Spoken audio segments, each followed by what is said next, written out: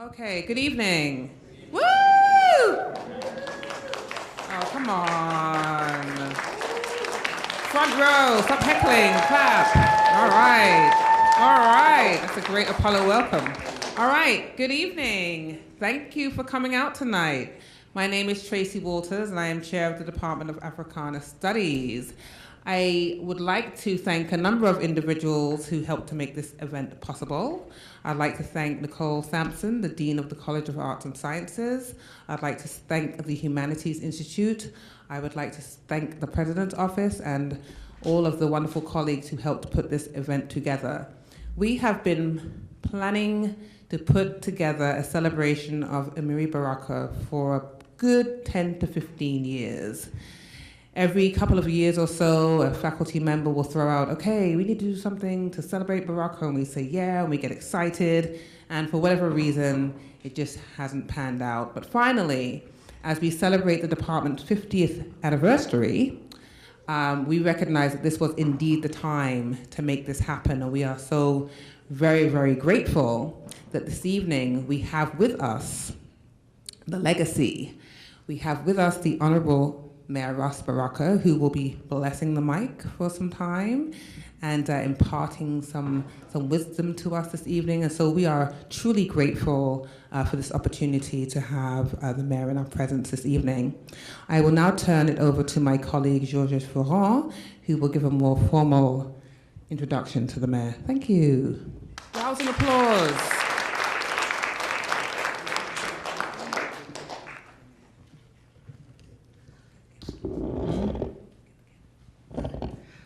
Good afternoon, ladies and gentlemen. In the occasion of the celebration of the 50th anniversary of the FS department at Stony Brook University, it is my pleasure to receive and to welcome Mayor Ras Baraka of Newark, New Jersey. A native of Newark, Mayor Baraka and his family have lived in the city of Newark for more than 70 years. Mayor Baraka's progressive agenda approach to governing has earned him accolades from places as diverse as grassroots organizations to the White House. With a forward-thinking agenda that reduced crime to its lowest levels in 5 decades, address affordability while maintaining steady growth, lowered unemployment, and returned local control of schools after more than 2 decades, Mayor Baraka defied expectations during his first term in office. Because of his commitment to strengthening Newark's position in the expanding technology space, Mayor Baraka has partnered with stakeholders and institutions such as New Jersey Institute of Technology that will capitalize on the 26 miles of dark fiber which lie beneath the city's main corridors. Consequently, Newark is a host city for Voice, a 3-day summit hosted by Amazon Alexa, which is at the forefront of natural language processing. Additionally, in 2018, Newark will launch Link NWK, Link Newark, a new network of sidewalk kiosks to provide residents and visitors in Newark with free Wi-Fi, mobile device charging, and telecommunication services to anyone in the U.S. Mayor Baraka's futurist agenda includes the implementation of a groundbreaking partnership called Hire, Buy, Live Newark, which marks the first time that any U.S. city has sought to transform its economy by combining employment, procurement, and residential strategies. These motivated Amazon to name Newark a finalist city to establish a second headquarters. Educated in Newark's public schools, Mayor Baraka went on to earn an a Bachelor of Arts degree in Political Science and History from Howard University in Washington, D.C., and a master's degree in Education Supervision from St. Peter's University in Jersey City. His father, the late Amiri Baraka, was a legendary poet and playwright. His mother, Amina Baraka, is herself a renowned poet. The father of 3 daughters, Mayor Baraka is a published author and well regarded in the entertainment industry for his appearance on the Grammy Award-winning album, The Miseducation of Lauryn Hill. It is my pleasure to introduce to you Mayor Baraka from Newark, New Jersey.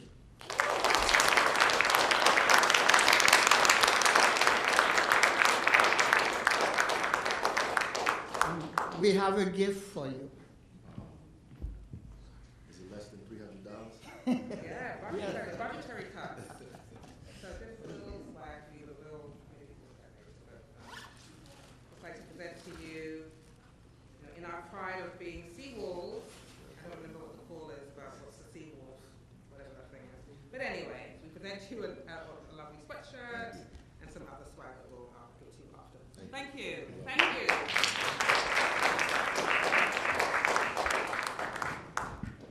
Thank you. The only reason I would drive all the way up here is because you're doing something for my father. What a ride. I should be used to it. I used to come here pretty often as a child with my father when he would come and teach here at Stony Brook, who he had in high regard the students. He held in high regard the students here, Africana Studies Department, and the folks who he worked with here at Stony Brook. So it's a pleasure to be here. I want to thank you for inviting me and keeping his legacy and his ideas and him alive, because as long as things like this happen, he'll always be alive in his community, in this country, in this world, and particularly now, and it becomes more and more important for his name and names like his to continue to resound over and over again. So he had a poem that I loved, that I like to take a stab at. It's called Wise, Wise.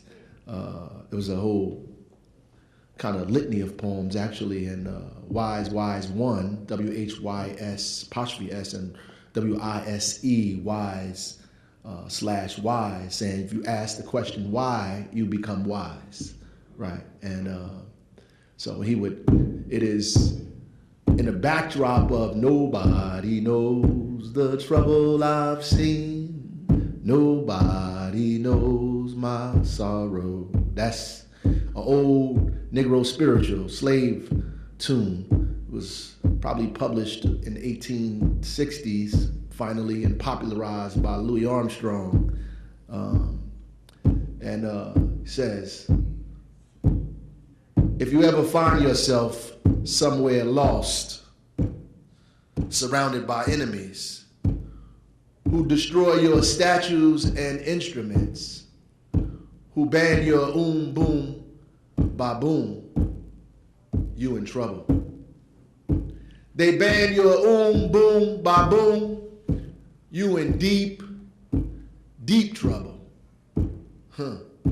Probably take you several hundred years to get out. Amiri Baraka. And I love that poem because it is not just a historical kind of poem, and history is my thing, but it also is a poem that reminds me of him completely and totally. He was a musician. His words were musical. His movements, his motion in history was musical. He loved music, and he used art and music to express his ideas, his thoughts, his evolution. And I know that there are people in the world who they kind of compartmentalize his development and his growth, and they relate to the part of it that either makes them feel comfortable or justifies their narrative of him. My father was an evolving person, always moving, always evolving, like most things that are alive, right? So if you're not alive, you can't move. And if you're not moving, you're not alive, right? Life and motion go hand in hand. And so his physical development also went hand in hand with his intellectual development, and the clarity that he saw the world through was based on his music, his art, his participation in activism and in the world. And the more he activated himself, and the more he participated, and the more he read and wrote, he organized. So he wasn't a writer who believed that you have to go to the hills and write and keep writing and wait for the world to change, and you come back down and you express your writing to people. He thought that changing the world or transforming the world was a part of his writing, a part of his art, that those things went hand in hand. You know, there's some people, this kind of bourgeois idea that you have to go away from civilization to perfect yourself and come back when you're ready to help change the world. But that's an impossible task because you'll never be perfect. So he struggled with who he was and what he thought about the world as he struggled with the world at the same time. And these are the lessons that I learned watching and reading and understanding who he was. There were very key moments of his life that impacted not just him, but impacted the country. My father impacted the country, impacted the world. His impact is felt all over the world even today. There were things that happened in his individual life, whether it was his trip to Cuba during the revolution that began to change his outlook on society, on the world. The death of Malcolm X, who he met and had a meeting with in the Waldorf Astoria with Muhammad Babu for about 5 or 6 hours, and they talked about creating a united front.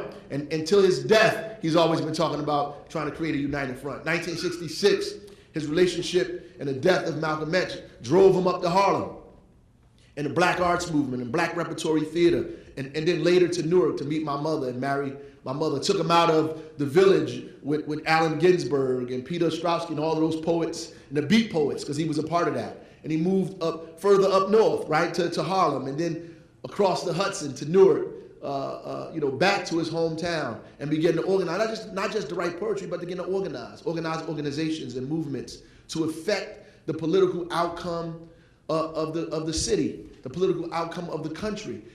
While those things were going on, you got to understand the world was in turmoil. There was struggle all over the world. There was struggle in this country, particularly in a time when he was organizing and writing, where people were being killed, right? If you listen to Nina Simone's Why the King of Love is Dead, she goes off on that song and starts talking about they're killing all my friends, right? My father was in that time where not only King got killed, a few days after meeting with my father, 10 days after meeting with my father, King was assassinated. A month after he met with Malcolm X was killed in the Audubon Ballroom. These things were happening. Both Kennedys murdered. Those things were happening. And then around the world, you're talking about the African Liberation Movement. Was happening around the world. African Liberation Movement. Africa was liberating itself from being colonies, being European colonies, and was the leaders of those movements were being assassinated. They were being assassinated. So Patrice Lumumba was killed, and the death of Patrice Lumumba had an effect on my father as well. Had an effect on his view of Africa. When he came to Newark and the whole cultural nationalist kind of movement, this kind of oversimplification of our relationship to Africa was raised up because we were trying to return to the source, as Amilcar Cabral said. We were trying to return to the source. We were trying to figure out who we were, have an attachment to something stronger and better, because we know that we didn't get these names from ourselves, that this language didn't belong to us, that this culture was not ours, that the definition of who we are was being imposed upon us by our enemies, by people who designed a place for us to perish. And so it was important to express ourselves in Black art, to identify ourselves with who we were and who we are, to define ourselves, and that's self-determination, to define ourselves. And so they became a part of the whole Kawaida, all of the kind of the cultural nationalist movement to express. And if you look at him in that period and listen to his poetry and read his poetry in that period, it expressed that period. That the poetry expressed that time period. If you look at it, whether it's Kaaba or SOS or any of the or one of my favorite Walk As You Are, you know, the poem, you know, about black women. That is that time period. And the death of Patrice Lumumba and the killing of these African leaders kind of changed not only his perspective, but many people's perspective around him. The perspective that the people who look like you can also be your enemy. And that those people struggle for the liberation of their country only to be betrayed by their own countrymen.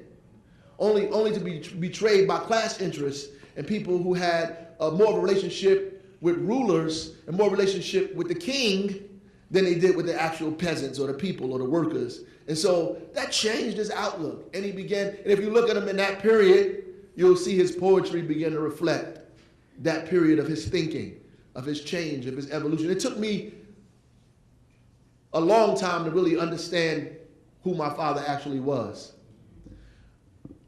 I still read and listen to poetry and speeches by him to still try to get an understanding of what he was trying to do, of what he was struggling with, his self-struggle.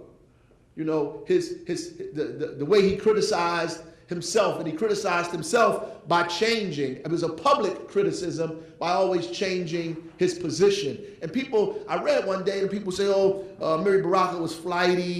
He went from one thing to the next thing." No, my father was growing.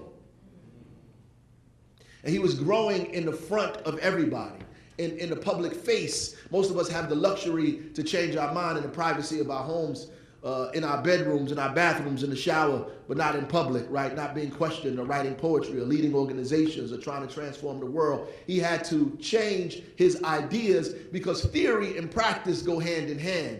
And when you practice your theory, if your theory sharpens, and when you sharpen your theory changes. And if you believe the same things today that you believed 20 years ago, then you're not growing.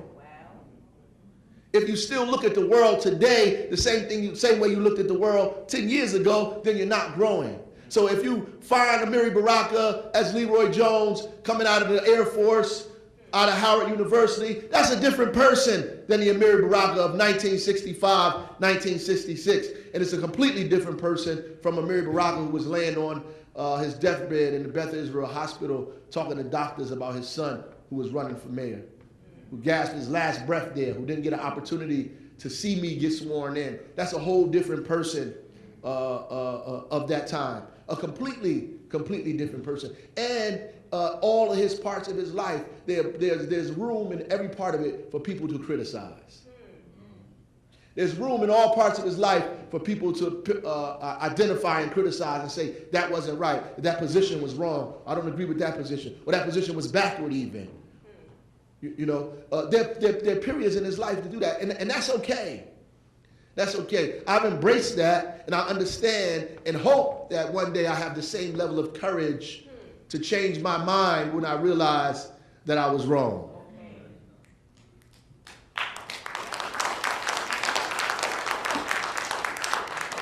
And to begin to express myself in that way. The problem is those things cause a lot of rifts, caused a lot of organizational splits, caused a lot of things to happen. The Amiri Baraka in 1972 at the Gary Convention trying to get Detroit to stay, to hang on and unite the black community around making sure we elected African Americans around the country was very, very instrumental. Now, you might not agree with everything that Amiri Baraka did in 1972 or said in 1972, but that Amiri Baraka was just as impactful during that time as the Baraka as my dad, who passed away in Beth Israel Hospital. So very impactful. The Baraka who brought King Gibson into the city hall by inviting Stevie Wonder and all these other artists to come to the city of Newark to parade up and down the street, to even Sammy Davis Jr.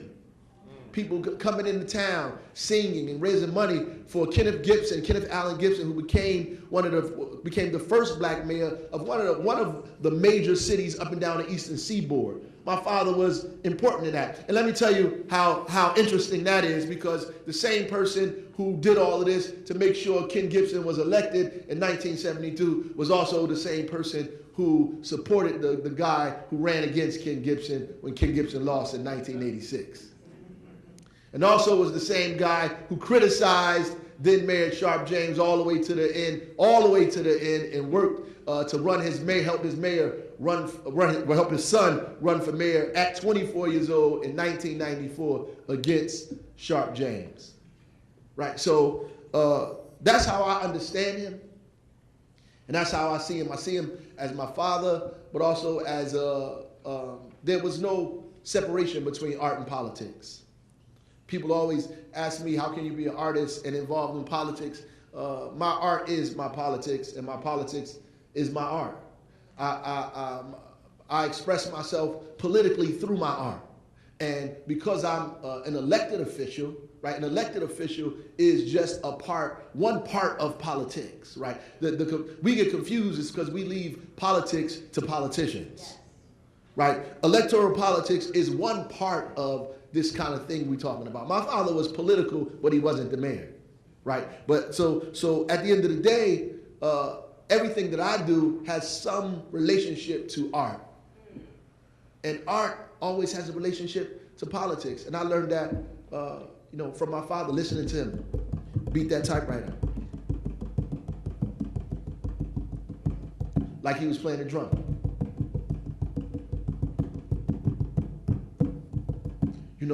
Bringing out these manuscripts, these poems, making it happen, and always controversial to the end.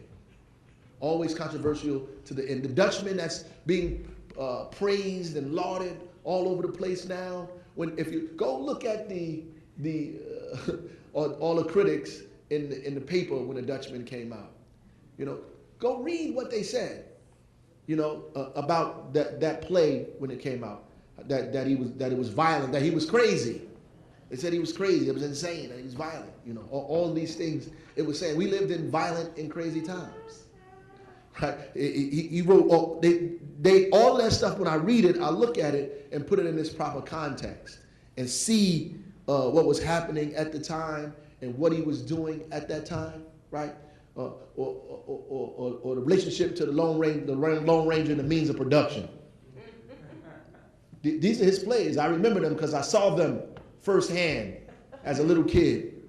I saw them firsthand at theater shops almost in the village, in the Lower East Side, in New York City, trying to sneak out to go get a hamburger and some French fries from up the street, Beefsteak Charlie's or some place like that, just hanging out, not knowing what was going on, seeing all of this happen to me. It's almost traumatizing. I saw my father get beat by the police in New York City. I sat in the back seat of the car with him and my mother and my brothers and sisters. Him and my mother had an argument. The police came, the car was parked, and they opened up the door and said, "Ma'am, are you okay?"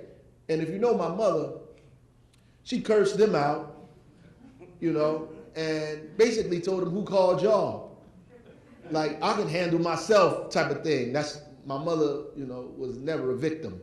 So she was going off on the police. They grabbed him out of the car and beat him in front of us. And he wound up doing 90 days in Rikers Island for resisting arrest on the weekends. But I remember jumping out of the car and running up the New York City street. And a police car chasing behind me and drove on the sidewalk and jumped out the car and grabbed me, right? And put me in the car and took me to the precinct, and there, my brothers and sisters were there. And my oldest brother, Obalaji, was there, and the police was trying to offer us ice cream and different things like that to make sure we were okay. And he looked at us like, "You better not eat that daggone ice cream." And I looked at him like, "I'm hungry." But, it's almost traumatizing, the kind of relationship we had with the state coming up. And I watch even today how people romanticize struggle and movement and protest and organizing, how they romanticize this thing. There's nothing romantic about it. My mother would say, only people who've never been in a fight or only people who've never been in war like war. If you've never been in a fight, you like fighting, right? But most people, even if they win, don't like to be in fights because it's dangerous and you might not come away with everything that you went there with. It was a dangerous, dangerous time they lived in, and I heard dangerous stories as I grew up that kept in my mind and my heart the kind of reverence for struggle and people and community and ideas, but also the cautiousness and the trepidation about how serious it is once you engage. That this is a serious thing, and the understanding that you have to always read and study, and so you hear people say stay woke, and I always say, I add something to that, I say stay woke but stay informed, because woke is only a state of consciousness. It only means you can see now. Prior to that you were asleep. Now you awoke, you can see what's going on, but do you know what's going on? There's a difference. It's a difference to be able to see what's happening, but to analyze and be aware of what's happening is a whole different piece. And so you have to analyze and study and read, right, and figure this thing out. And for all these artists out there, my father said the noblest function of art is to oppose what is ugly, right? Our job is to kind of agree on what the ugly is. Your art has to, in retrospect, or in that thought, art, he said art has to be beauty, has to represent beauty, has to represent love and truth and beauty. And love and truth and beauty opposes ugly, the ugliness of racism, the ugliness of poverty, the ugliness of unemployment, the ugliness of hatred, all of these things that your art has to oppose these things. And it has to oppose it in truth, right? In truth, in objective truth. And that truth will advance itself, right? Will advance itself. And taking a quote from another artist / revolutionary, history will always absolve you. History will always qualify your actions and your activity. And so sometimes in the present tense, some of the things you're doing won't be understood and you'll be vilified and even attacked. But in the future tense, when they look back, history will absolve you. People will be able to analyze and study and realize that what you did was important for the time that you did it in, right? That seasons matter. And that you have to do what you're supposed to do in the right season, right? That those things are important. So if you wanted him to be somebody else in 1965, he wouldn't be the person he was in 2014 if he wasn't the person he was in 1965. And if he didn't realize what he found out in 1957, he wouldn't have been the person he was in 1967. And the last thing I'm going to say, because I want to answer some questions, was, I remember an interview he did about Obama. My father was a communist, I want you to know. He would say he was a Marxist if he was here.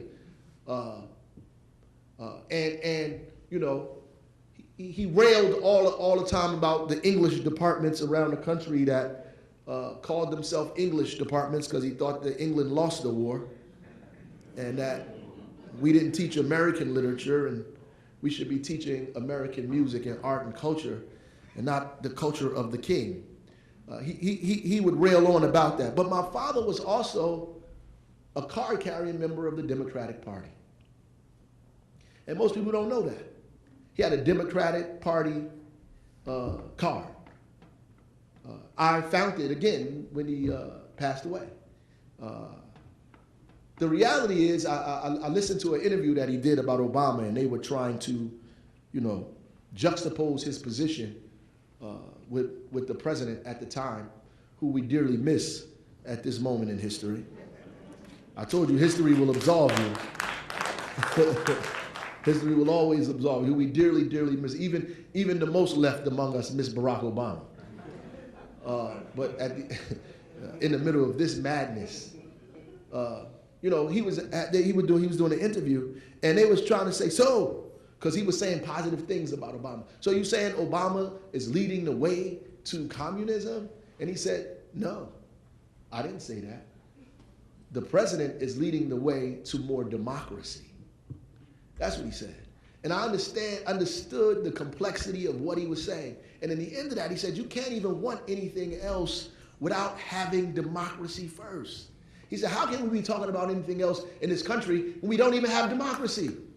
How can we be talking about all these other kind of ideas when we have not even mastered the idea of equality, of giving people access to the same opportunity, of creating a government where people actually control what's happening in the government itself, where we still have an electoral college, right? Where we still have not even allowed everybody the opportunity to vote, where we're still trying to suppress people's right to vote, where they're counting hand ballots in Florida in the age of coding and all these other things. They're counting hand ballots. They went backwards in Florida. Now we don't got a hanging Chad. They're counting ballots, and they can't count 18,000 votes here and votes there. This is bizarre. I don't understand if people realize what's happening here. On one hand, they're talking about self-driving cars. On the other hand, we can't have elections where we don't have written ballots.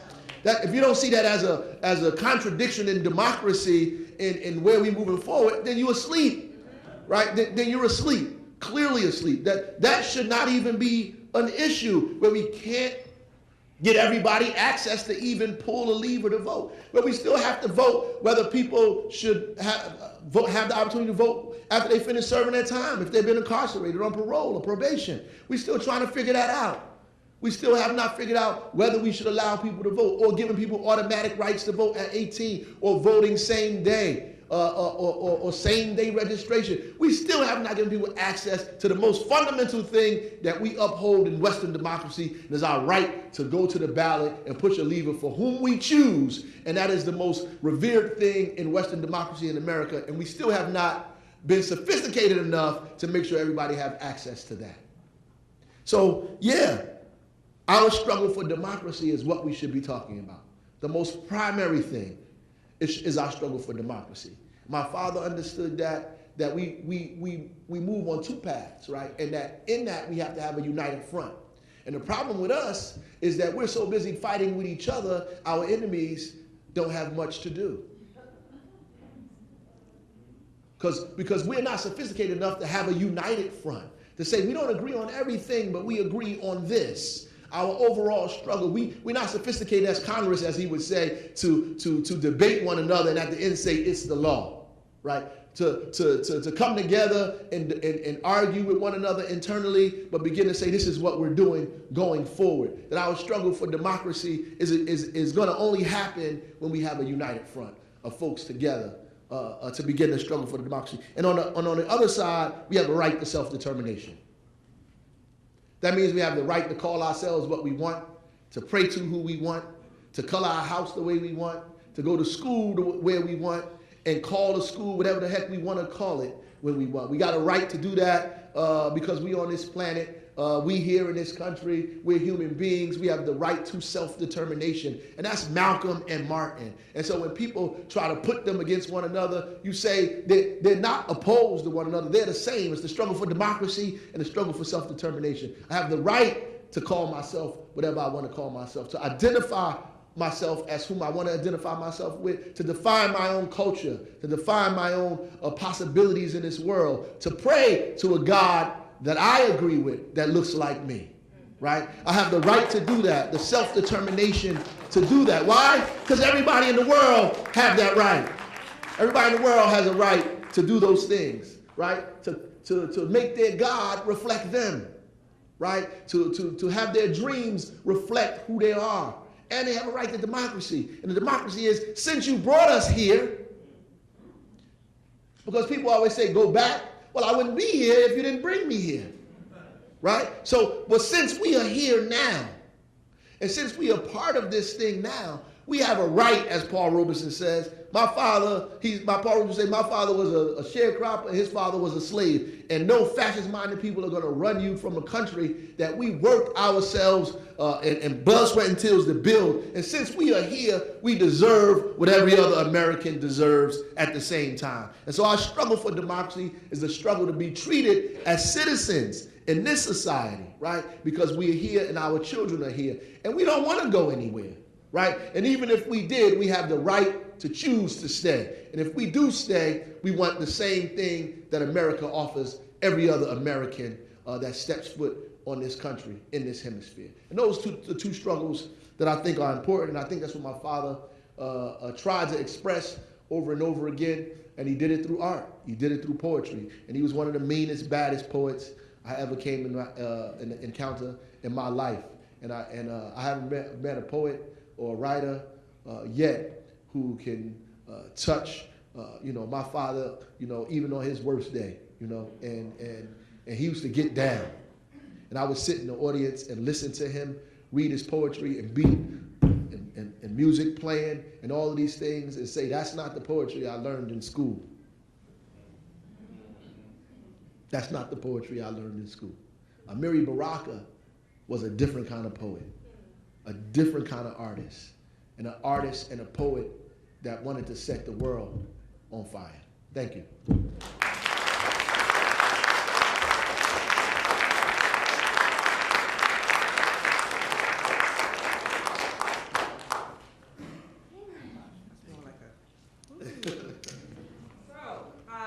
Bloody hell, that's maybe a little too English there, but I am stoked and fired up, and if you were not here on November 16th, you missed it. Yeah. Like, you missed it. Right. Luckily, it's being taped, but I am so motivated right now. That was so inspiring, so profound. I'll save my comments for some other time, but you can hear from the sound of my voice, I'm just so moved by this and your presentation, and feel like moving to Newark, because our mayor doesn't really talk like you do and get us as riled up. Anyway, we have time for questions. Do not waste this opportunity. Stony Brook is far. The mayor did us a solid. Don't know that it's coming back anytime soon. Let's get the questions going. Don't all run at once. Let's go. Students in the front in particular. Amiri, Kayla, let's go. Yes. Okay. Oh, whoops. So I have one question. Thank you so much for that amazing speech. It touched on so many things. I really feel like, yes, we have the tape within the department. This is a tape we're going to play. This is a speech we're going to discuss. So this is the audience today, but this is not the full audience. Right. There will be an audience for this speech for years to come. So I really want to thank you for that, Mayor. So this is the question that I have. One of the things that really struck me about your reflection about your father was how much he was influenced and connected to events which were occurring around the world, especially in Africa, and being linked to all of those shifts helped to refine his perspective. Now, as we look at activism and youth today, I'm interested in if that is a piece which is missing. Which movements are folks trying to connect with, especially in Africa today? Because there is a lot of rich work that is occurring right now in Kenya, in Ethiopia. There are shifts which are in place, and there seems to be almost a disconnect on this side of the Atlantic, especially in this era of Trump. Particularly, I've seen a focus on we have to take care of our issues here at home first, and yet there is space for growth that can come when we reach outside. So I'm interested in that within your work. How do you see the place of trying to reach beyond our national borders Yeah. as a way to kind of think differently about what we can create here. No, I agree with that. We are in a very retrograde period, very backward and dangerous times we live in. The assault on immigrants is just not a national struggle. This is happening all over the world, and particularly immigrants of color and religions that are not the same as the popular religions, in the Western Hemisphere. This kind of assault is an international assault, and it is driving this kind of isolationism around the world, and people, even in the conscious struggles, in the so-called progressive struggles here in America, some of the stuff is short-sighted and are not able to reach out. So in that time period, you had the International kind of African Liberation Day, this International Solidarity Day, all of these things that were happening that in that period, it was the relationship to Africa and the struggle that was going on the continent. There was a relationship between the struggle that was happening in the United States, and so people made a connection between those things. We have to, as professors, as activists, as students, we have to make those connections. And I think what is happening now is people believe that conditions organize people, and the way history has been told, it is made people believe that that's the case, and that's not the case. So what we talk about, so there's always this talk in Newark about the Newark Rebellion, and people tell the narrative like the rebellion is what caused people to elect King Gibson, and that's not true, right? There were organizations in the city that were organizing in that time, right, who used the conditions of the moment to help them organize the people. So only way people are going to have information and understanding is if we organize them, right? Trump is not going to organize people. People keep saying, I'm from Newark. When people get beat up bad, either they run or they stay on the ground, right? Getting beat up bad is not an incentive to come back and fight again, right? You get beat up too bad, you may not go down that street no more, right? So at the end of the day, only victories give people encouragement to fight more. Only victory gives people the confidence to struggle harder, right? When you see yourself winning, you fight even harder. When the finish line is closer, you run faster. You get more energy. You ever know when you're a runner, you ever notice when you get close to the end, you get more energy you thought you never had, right? So at the end of the day, our job is to get victories for people. We have to give our people victories and give them encouragement. And so we organize them so that they begin to struggle and fight. And we have to make a relationship between what's happening on the continent and what's happening around the world with what's happening here in this country as wealth kind of concentrates itself more and more and more. Because that's what's happening. Wealth is concentrating itself more and more all over the planet. It is concentrating itself more and more. And the planet is becoming more and more people of color. So all of those contradictions will come to a head. It's either going to come to a head in a negative way for us, it's going to come to a head in a positive way for us. And that's based on all of us in here and those who are organizing, and not on our enemies, because their job is not to organize people against them, is to destroy us. And that's important for us to keep in perspective. But I agree with you. I think that we need to be clear on issues that are happening around the world, particularly on the continent.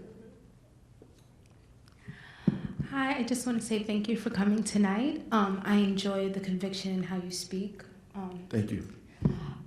My question, and it's more of a comment than it is a question, and you mentioned how your father constantly changed his views on things and growing as a person, and because I too plan to set the world on fire. Yes, ma'am. I wanted to know, how do you feel with just growing up with your father and then just you as yourself and coming into your career? How do you feel that you stay true to your authentic self? Well, my father used to say, don't lose your poet license, right? That's what he would tell me over and over again. And he's basically telling me to, on his face, write poetry, continue to write. You're a writer. Don't lose the ability to write, but also meaning stay connected to the things that pushed you into writing and art in the first place, and make sure you make a relationship between that and everything that you do. And so it's important for me that I always write, that I always continue to write, because it takes me, like, emotionally and intellectually in another place than I'm used to being at all the time as the mayor of the city, right? When I write, it takes me deeper into another realm, right? Into being able to have a different emotional thought about what's happening in the world and see myself and what my role is. Because it's easy to get caught up in the things that are happening every day in your role to actually begin doing the things everybody else is doing. Because, you know, as a mayor of a city like Newark, it's important to, so we're held accountable for everything other mayors are held accountable for, you know, garbage, snow, roads. But we also have a different level of accountability as well. Our accountability is also about keeping people alive and keeping them alive long enough to change a place that was designed to kill them.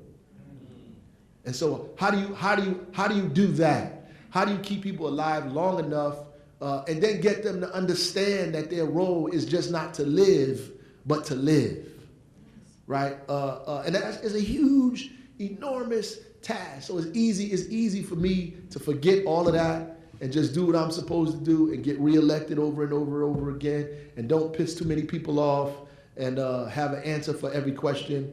But then I remember that, like, I'm not going to change the country as the mayor. I'm not changing the world as the mayor. My job is to create conditions where the world can be changed. And that's what I try to do every day, create the conditions, because I'm not the one in my mind that's going to do it. I think there's a whole bunch of people behind me, much smarter, much brilliant, more courageous, more beautiful than I am, that's going to change this world. I just have to create the conditions where they're able to do that. Thank you. I had a somewhat similar question, actually. I wanted to know if you, as you were forming your own political identity, did you debate politics with your father? Did you debate like having the Democratic, card-carrying Democrat, but also being the committed communist, and like what might be the right solution for the black community in the United States? No. No, I never had. My mother debated them enough. I mean, they would have these kind of intellectual discourses till 3 o'clock in the morning, you know, and we got a chance to listen to that. You know, the people who are listening to the debate and argument learn more from the debate than the people in the debate themselves. So, I mean, that gave us enough, or gave me enough understanding of what was actually happening to see what was going on. And, you know, it's interesting, even in the role that I have now, because those things that appear as contradictions, so all contradictions are not antagonistic, right? So up and down have to exist together. They're not, you know, contradictory. In fact, there can be no up without down, right? And so some contradictions must remain, right? And people look at that, you know, in a way that maybe is wrong, but I look at it dialectically, that is necessary to have some contradictions or to have struggle in your internal life and struggle in the world in order to cause the development that you need. And I understand my father was like on the left, right? But he also understands popular movements and popular struggle. That the most impactful movement on our people was the Civil Rights Movement. Civil Rights Movement was the most impactful, most wide-ranging. The Civil Rights Movement, the Black Liberation Movement, it can't be marginalized. And so there are folks on the left who always try to marginalize those movements because they don't think they go as far as they want them to go. But our grandmothers, we've gotten so much from those popular movements, and what folks all the way over here don't understand is how to organize our people in that space, as opposed to trying to throw the space or deny that it exists or that it's helpful or impactful. I try my best to stay in popular struggle, but understand the ideas and the nuances that help me to understand why popular struggle is even necessary in the first place, right? So sometimes I find myself supporting or being with candidates that people who would intellectually agree with me on some things are opposed, they're angry, we have debates about it, right? Or I find myself doing things in the city sometimes that folks that are on the far left or the other don't agree with, right? And I debate with them all the time. And it just reminds me of my father. Like, I debate with them all of the time. And my mother said to me that my father was an intellectual and an artist and an activist. He had the luxury of ideas. You're the mayor. When you go to the store, people ask you for a job. They never asked your father for that. So at the end of the day, my job is to change people's material conditions today. I don't have time to wait for the workers of the world to unite.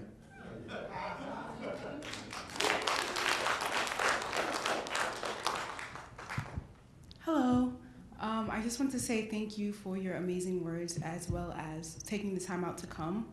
I'm a poet and a spoken word artist as well as a student of Africana Studies. And I've been studying your father ever since I've been in middle school, and Wow. I'm absolutely in love with him. I was honored to be able to read some of his original work from the archives at this university. And so that being said, I have two questions. Mm-hmm. My first question is, as an artist and as someone who's in politics, I'm a student who loves Africana Studies and loves women's studies and learning about Black women who fought for the struggle and things of that sort, who are also artists. But oftentimes, I find myself overthinking about being in politics because I feel like my identity as a Black woman will be either stripped or I'll have to conform to that of politics. Mm-hmm. That being said, I wanted to know what advice would your father as well as you would give to someone like me who's been thinking about entering politics and want to combine my artistic talents as well as my legal studies? So first, that's a beautiful question.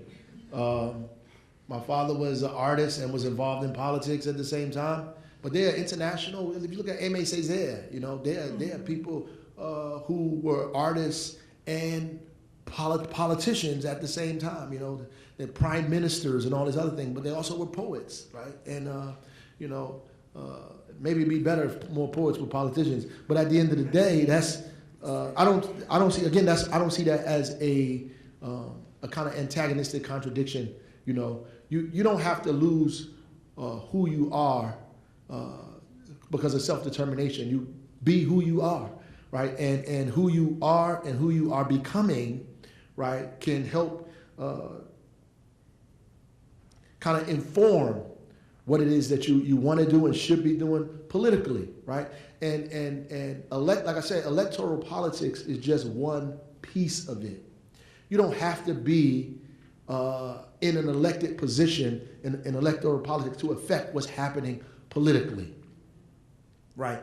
And a lot of us believe that. We believe that we have to have these positions in order to affect change. I mean, this thing that I'm in almost happened spontaneously, right, for me. So I ran for mayor at 94, almost on a dare, right? My father was not automatically in agreement with me running for office.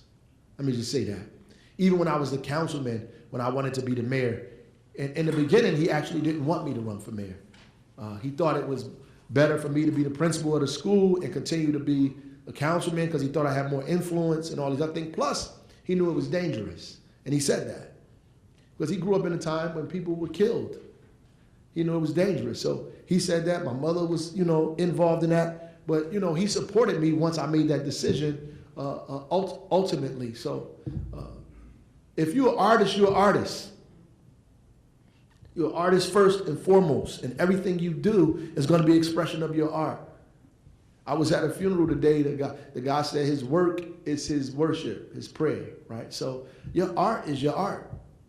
If your art was backward before you became a politician, it's going to be backward when you become a politician. In fact, your backwardness is going to be enhanced as a politician, right? If you were a fascist before you became a politician, then you're going to be a fascist politician, right? That's what happens. And so at the end of the day, if you're progressive now and your art is progressive, you have to use that to express who you are, even in the political realm, how dangerous and ugly that it is. We might need you to be a politician, run for office somewhere in New York City. We might need that. Read a poem at your inauguration. For sure. That's what you should do. I sing, I do all type of stuff. I read poetry, I do whatever I want to do.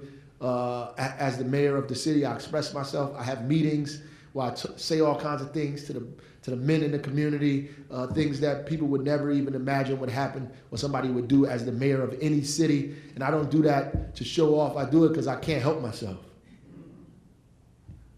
Because I'm an artist.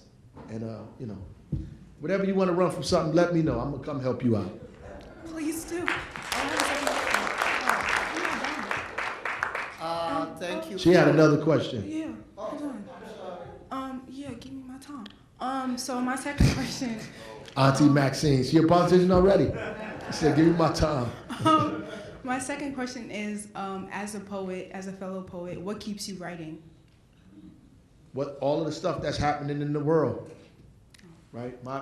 And plus my love for the art, the culture. You know, you almost feel naked if you're not writing, right? That you are not doing what you're supposed to be doing, right? So I still go to the studio and read poetry over music today. I still do those type of things in present day. You know, I go there at 2 o'clock in the morning. I'm out there trying to read poetry and put music behind it. But when things happen in the world and things happening in your life, you want to say something about it, right? You want to do something about it. And the way you express yourself is through that art. So I go in my room, in my office, in my house, and I put on a little music in the backdrop. My father would put on some jazz, maybe Sun Ra or Miles Davis or something like that. But I might throw on something different, little Public Enemy here and there, you know. A little Jay-Z beat, I don't know, in the background, and you know, I write a poem to that. And I feel better after I did it, trust me. It's cathartic. Thank you. You're welcome. Thank you for a very, very interesting presentation. To say that Amiri Baraka was a complex individual, and as you said, and many people have said, he was an evolving individual. After the election of Obama, and by the time you began to run for political office, to make us better understand the person, the individual, the artist, and the activist, what trajectory was he driving towards by that time, after Obama's election, by the time you began to run for political office? What kind of transformation did you experience? Well, you know, I think at that time, like I said, my father was really intently kind of focused on trying to create a united front. You know, this concept of unity and struggle, like uniting and struggling with each other and uniting with a larger group, trying to bring people together around the things that we have in common, and always arguing and making a comparison between Congress and what we do in a progressive and a leftist kind of circles in this country, and even the moderates, to bringing people together in a united front. He was in almost intense about his thought and his process around this whole idea of a united front and popular democracy, a popular kind of people's democracy. He would talk about the Electoral College and all these other kind of things. He was intent on forcing America to live up to the things that it wrote on paper and to push it as far as it could go, and to be the democracy that people would say that it is, right? And I think that was where he was in that struggle, and understood that what's happening now, how wealth is being concentrated, and we're at the most vile and most dangerous stage of this place in this country and the world in terms of wealth, because see, Donald Trump is really not the problem. In my mind, he's a distraction, right? All of these things that Donald Trump is doing are things that were being prepared for in a while. We are in a period in the present day, post-Reconstruction America, in the end of this century. So it's the same. If you look at the same things that happened after Reconstruction, it's the same stuff that's going on now. The kind of backlash that we're experiencing because Obama was the president of the United States, the pushing back of all of the kind of voting rights and civil rights and women's rights and social issues that people struggled and died for, is a pushback against those things. And so you need a united front, a popular struggle. The problem is that we have people that have these really kind of myopic views or kind of hardline views who do not know how to organize popular of popular struggle, get people together around popular struggle. So you need a united front. You can't chase your allies away because you have a stringent and rigid position, right? So you're chasing your allies away. With that, you have to have an ideology that's flexible enough to be able to bring people together to struggle against something that's trying to make us go backward. And I think that's where he was, toward the end, understanding the necessity to have a united front and struggle around popular democracy. And in fact, one of the last interviews he did about Barack Obama, you should check it out. It's probably on YouTube or something, where he talks about having a united front and the difference between saying that you can't have anything until you at least have democracy, right? And I understand that completely from the viewpoint where I sit as the mayor of a city, that we don't even have democracy, never mind anything else. Yes, I just wanted to also add my thanks for coming. I'm a professor in the Africana Studies Department. My name is Zebulon Maletsky. I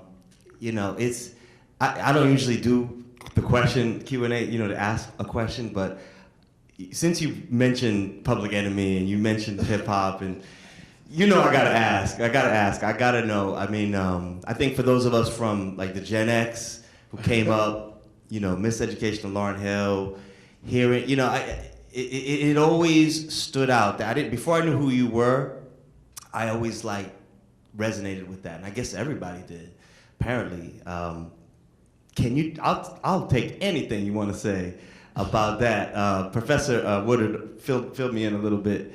Kamosi Woodard filled us in a little bit on some of the details, but just what was that like?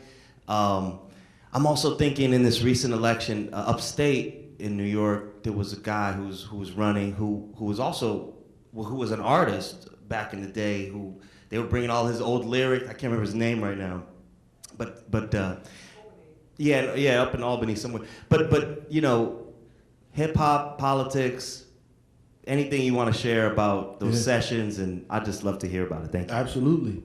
I was a kid in college.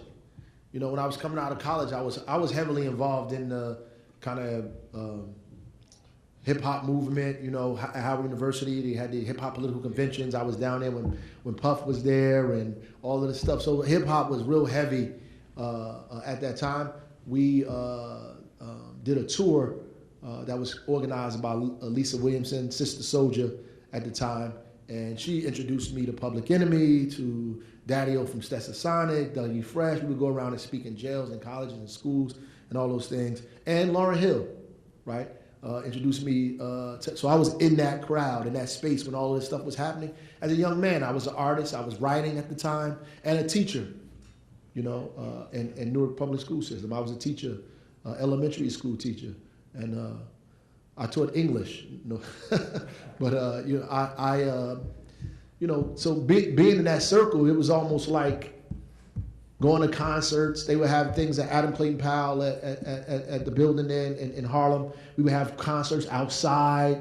I mean, the vibe at that time was like this, the level of consciousness was like, on everybody's mind. We had these medallions on, right after the gold chain movement, we started wearing these African medallions and all. We had our hair in the kind of high top fades. We thought the revolution was going to happen the next day. So we were all, we were just heavily involved in that. And I would have, they had a studio in Newark on the border of East Orange called the Booger Basement, the Fugees at the time, And I would go up there and do sessions, listen to them. And one day, Lauren and Wyclef invited me up there. They put me in the booth, which is probably the size of the whole place was the size of this part of the stage. And I got in the booth and just started talking, reading poetry over the music. And they had a multi-platinum album come out of that thing. And then she called me to do the poetry. To do the teaching on in between the interludes when she did her own album. And I did that. I was actually leaving school on my way to basketball practice, and I took a couple of my kids and we went up there. She had kids there, and we just did it impromptu. It might have took us an hour. And we knocked it out and got out of there. But that was, I was able to speak in places with Chuck D. Like I know Chuck D. I was able to do poetry while he speak and do all this other kind of stuff. So I had great opportunity as a young man growing up to see hip hop move and change and to look at it where it is now, and from all that excitement that was happening then at that time. I think it was deliberately and purposefully directed into the place that it is now. There was a lot of excitement happening at that time, and it's just not the same. Yes, I really would like to thank you very much, really, here, Mr. Mayor, for having, given such an inspiring talk to all of us tonight. I had a question because, you mentioned that you ran for mayor with 24, and it is roughly the age of some of our students, of many of our students, of our, student body. And I wanted to know what moved you to run for mayor of a city like Newark, a large city. It is really massive, and I understand that to reach the top of a tree, you need to actually look at the star first above it, and then you're top on the tree itself. So what moved you to run for mayor? Now my real question is, do you intend to run for president of the United States? And why do you say never? Never. I would tell you what I meant, what I really feel about that, but we're being taped. But I ran for mayor at 24 because I thought I was invincible. No, I lost at 24 when I won later. But at 24, I thought, it's like kids. When you ask them what they want to be when they grow up, they say, I want to be Batman, I want to be Superman. Because they think they're superheroes. It's only when they go to school they learn that they're vulnerable, right? We need to teach them continuously that they're superheroes. But at the end of the day, I was an activist. I was in an organization, so I didn't do it in a vacuum. I was in an organization. I was a part of an organization in my city, and we organized collectively, and we studied, we organized, and we basically ran on purpose, kind of deliberate, kind of fight, because we wanted to challenge or put our ideas into the conversation.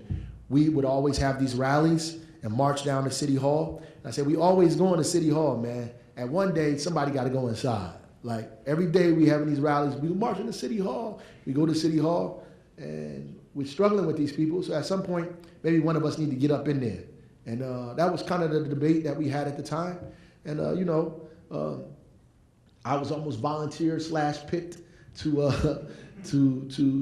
do it, and we ran. I raised $10,000, which to me I was a millionaire at that time, and we had fish fries and all kind of stuff like that. And I ran against Sharp James, and there's old video of me in debates against Sharp James and some other folks. I was a 24-year-old kid with a high top fade, in a suit that was too big, debating Sharp James at the time. And I that was the best classroom I ever had in my life. When I ran for mayor, it was the best classroom. No political science class that I ever took prepared me or taught me everything that I've learned in that experience running for mayor at 24 years old. I just want to thank you again for those wise words that you gave us. So I just had a question. You said that you're like your father. You said like, as he grew, he was able to change his perspective. Like when he was growing, his perspective was constantly changing. How do you think he was able to constantly change his perspective in a society that kind of like, at the time you would say, that was institutionalized to keep your like perspective at a constant state? Well, I think constant study and engagement. Like when you engaged, and I talked about theory and practice. A lot of us are heavy on the theory and light on the practice, right? And some of us are heavy on the practice and light on the theory, right? So we have to have a balance of theory and practice. And I think, when you believe something, you have to have the courage to actually test it, right? The great thing about the Wright brothers is they didn't just figure out how to make a plane; they actually flew it, right? So the idea is to when you believe something, to actually try to implement what you believe, and when you try to implement it, invariably you're going to figure out that what you have is not as sharp as it needs to be. So your theory is actually your weapon, right? And so your weapon becomes dull. You have to sharpen it, and you only sharpen it through practice. And as times change, if you're using the same weapons that you were using 20 years ago for today, you're setting yourself up for failure because you are in a different age, and those weapons won't work in present day struggle, right? And so your ideas have to evolve based on the material conditions around you and what's happening in the world. And when you engage the world with your ideas, you have to be courageous enough to not be a conformist, right? Because that's not what you don't want to be a conformist, but you have to be courageous enough to challenge your thinking, right? And so what we're doing is actually scientific, right? And most of us, we just look at it in an emotional way, right? And because it takes a lot of emotion to feel, to do the things, but to build is science. You know, to be angry at it is emotional. To tear it down is emotional. A lot of us have mastered our defense. We're just not too good on our offense, right? And so sometimes we even give the ball back because we don't have any offensive strategy. We're so used to playing defense, we give the other people the ball so we can play defense because we do it so well. We have to have an offensive strategy, and in order to have the offensive strategy, you have to have a plan. You have to know what you want to do, right? If you don't know what you want to do, that means you have to know what's better than what you have. You have to figure out what's better than what you have, and when you get that in your head, then you try to implement that or begin to do those things, and you realize that maybe your ideas are not as sharp as you thought they were. Right? They might have been sharp enough in the classroom. They might have been sharp enough in the hallway. They've been sharp enough in your dormitory arguing with your friends. But in the real world, when you get out here and try to make it happen, there's some other things that you need to sharpen about it to make it go. And that's important. I think he realized that and he understood that perfectly. And because he genuinely and authentically wanted to transform society, he was forced in a position where he had to change his thinking when he realized those things. So it was enough to talk about Amilcar Cabral's theory and then go, then actually go to Africa and be involved in liberation struggle and see liberation struggle happening hand in hand. It's enough to romanticize. My mother always tells the story how the women in Seafund and all that romanticized this idea of African women and all this African things, and they brought it to America and kind of Americanized it. But when they met the women in Africa that were involved in liberation struggle, those women were completely different than the women that they were propping up in their minds as these kind of queens and all this other kind of thing. These ladies were revolutionaries. They were soldiers, right? They were thinkers. They were readers. They were completely different than the concept that they had in their head and the things that they struggled around, which organized them, in essence, when they met them, to come back and realize there's some things that we need to be doing different around here. The relationship that we have to these guys in this organization has to change. The relationship that we have with what's happening in society has to change, right? We praising people who looking at us like we doing something wrong. Thank you. You're welcome. All right, so let's thank the mayor for his generosity. Thank you for our audience for staying with us. I want to give a special shout out to 3 people. One who's left, that would be Mary, and the videographer who unfortunately had to leave. Be Anne Berrios, assistant to the chair, and also Mark Chambers, who's hiding somewhere in the back. And also to the tech staff here at the Wang Center. Thank you so very much, and have a good evening. Thank you.